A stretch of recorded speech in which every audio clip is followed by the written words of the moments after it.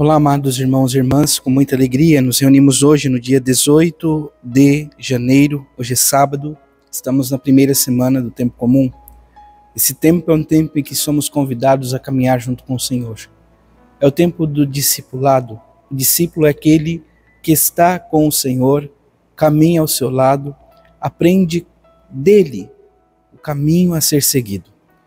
Que o Senhor nos ajude, nos conceda esta graça, para que o nosso coração se volte inteiramente a Ele.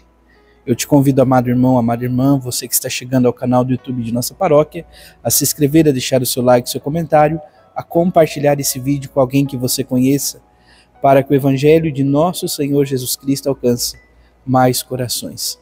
Iniciemos este momento em nome do Pai, do Filho e do Espírito Santo. Amém. A graça e a paz de nosso Senhor Jesus Cristo, o amor do Pai e a comunhão do Espírito Santo esteja sempre convosco. Bendito seja Deus que nos reuniu no amor de Cristo. O Evangelho de hoje, amados irmãos e irmãs, se encontra em São Marcos, capítulo 2, versículos de 13 a 17. O Senhor esteja convosco, Ele está no meio de nós. Proclamação do Evangelho de Jesus Cristo, segundo Marcos. Glória a vós, Senhor. Naquele tempo, Jesus saiu de novo para a beira do mar. Toda a multidão ia ao seu encontro e Jesus os ensinava. Enquanto passava, Jesus viu Levi, o filho de Alfeu, sentado na coletoria de impostos. E disse-lhe: segue-me. Levi se levantou e o seguiu.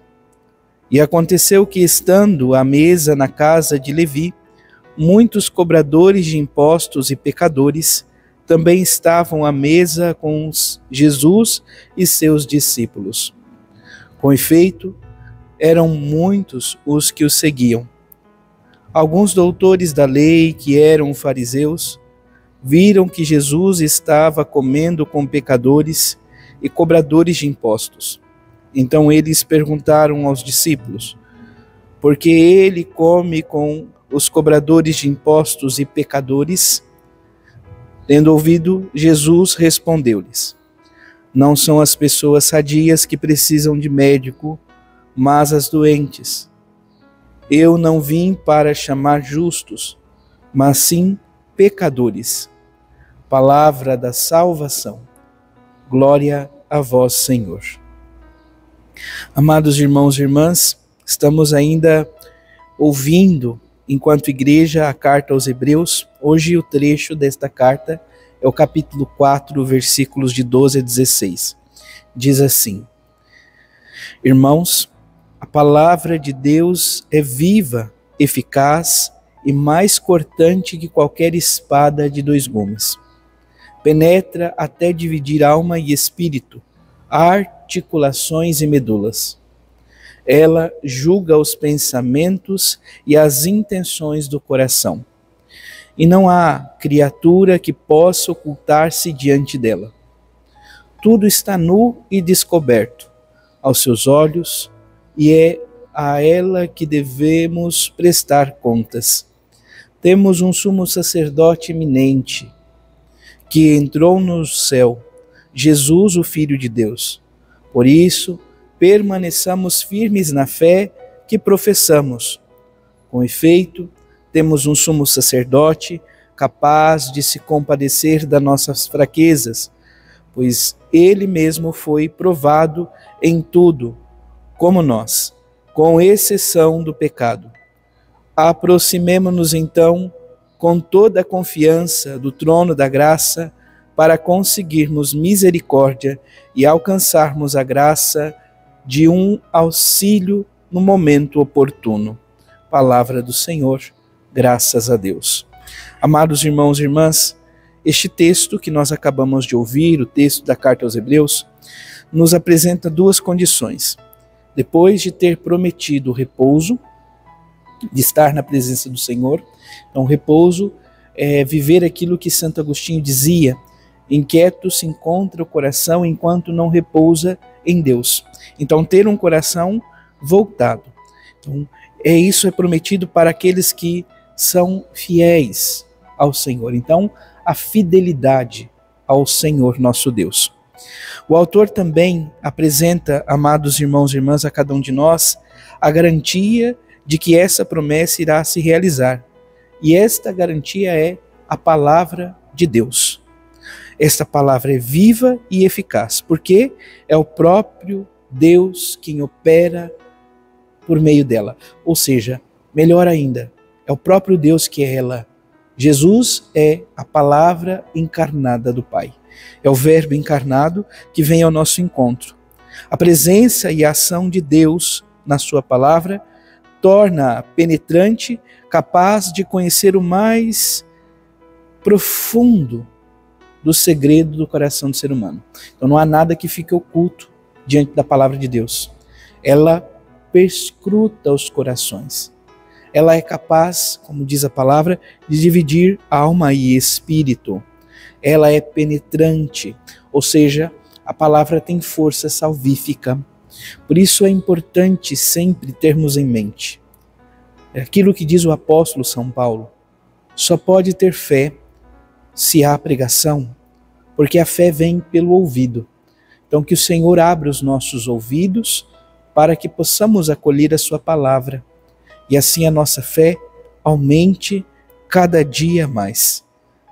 A palavra de Deus tem o poder para nos desconcertar, para também nos iluminar, nos dar o caminho certo, tirar as vendas, as amarras de nossos olhos, para que possamos seguir o Senhor, seguir com passos firmes, em meio às adversidades do tempo em que vivemos. Então, é como diz o salmista: tua palavra é lâmpada para os meus pés e luz para o meu caminho. A palavra de Deus nos edifica, nos fortalece, nos anima para que possamos ir ao encontro do Senhor. O Senhor, que é um Deus sumamente bom e misericordioso para conosco.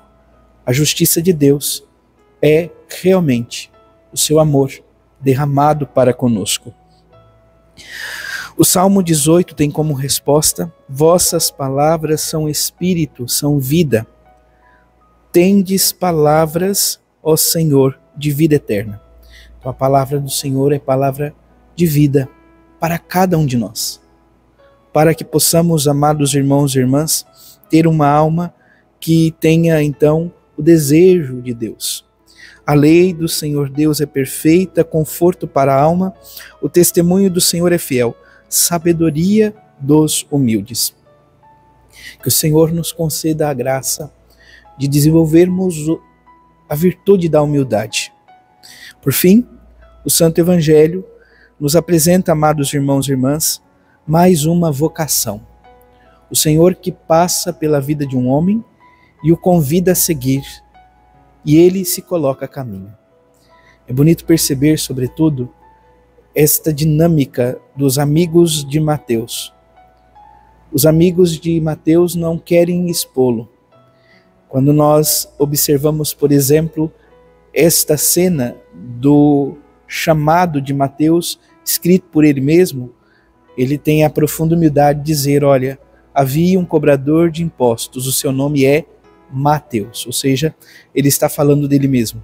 Aqui, São Marcos acolhe a catequese de São Pedro e ele então traz para o seu texto essa expressão, Levi.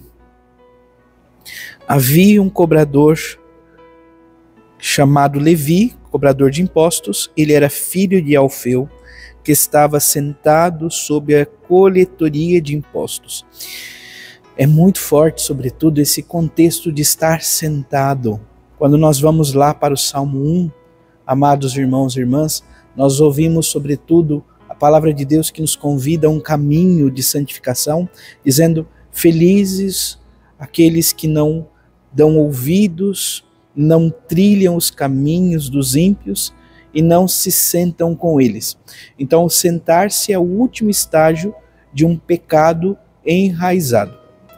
Que o Senhor não nos permita viver esse contexto. O que Levi faz com o convite do Senhor que passa pela vida dele? Ele se levanta.